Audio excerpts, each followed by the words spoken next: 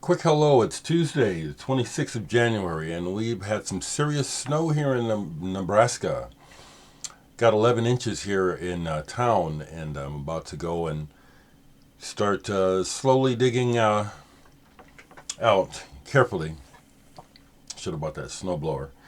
But I thought I'd show you what I'm starting my day with.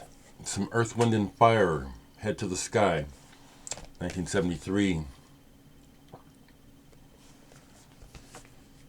Earth, Wind, and Fire, a groundbreaking band in so many ways.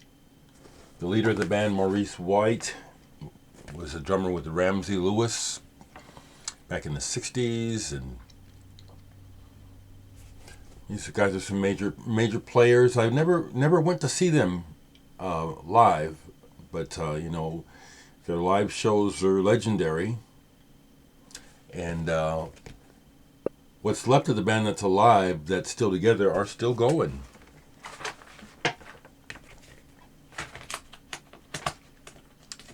I'm showing this one just mainly for the story. Judith Owen, Somebody's Child. This is a good example of what I do not like to listen to at all. Now, I have this because I saw her about 4 or 5 years ago when she opened for Brian Ferry.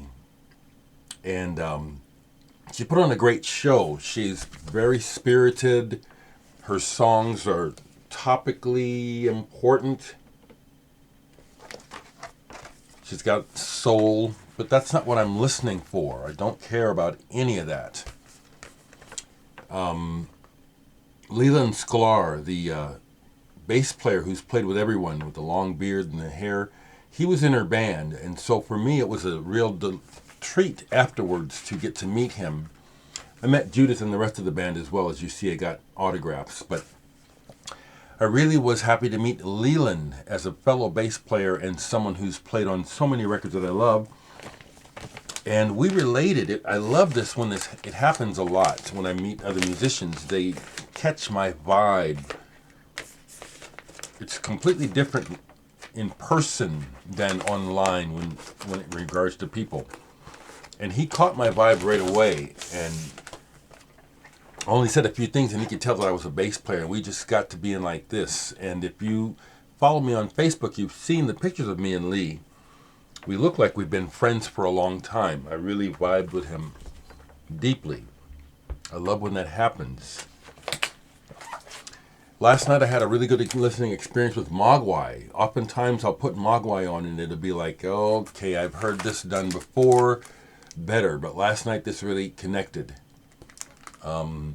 Post-rock is what they call it, instrumental kind of, it tries to be epic, I think, is a good word. This one, a lot of the tracks on here work. They are kind of epic. And I never bothered to go see them. They've been to Omaha a bunch of times, and I would just never go. I regret it now, Pull this, and wow, what a cool... I don't speak the language, but what a blazing album. And it's kind of, in parts, avant-garde. They do this part on side 2 after this long talk where it's a mixture of the salsa and hard rock, like in a way I had not heard before. I've had this album for a while, but it takes me a while to get to it. Eddie Palmieri, look at that man. That's what you hear, that passion. You hear that in this music. I love it. It's inescapable. Now that's what I'll say about almost any music. When the passion or the realness is there, I hear it and feel it, whether or not I like it. I'll give a good example of that. Johnny Paycheck, the country singer, that man sings with as much soul as anybody on this planet. I don't want to hear him, but when I've caught him, and it's like, ooh, man, that man is signifying. Get out of the way. That brother's singing. A few more. Jeff Greinke, ambient artist, going back to the 80s, and this is one that's Cities in Fog. This is just a masterwork. The cover is totally descriptive. I'm not sure what his methods were for creating this music, but it's just incredibly. I just love it. I get lost in it. Here's something I bought for DJ work. I don't know much about this artist. Osunlade Offering. It's a cool cover. Played a little bit of this last night. Some remixes, I guess. And it was okay. I think I like it mostly for the cover. That's quite an image. Quite an image. So it's snowed in time here in Omaha, Nebraska, and a lot of the Midwest. I hope you folks are being safe. I hope that you folks are being safe regarding COVID. You newcomers, please notice that I've been making videos for a long time. I've got thousands of videos, apparently.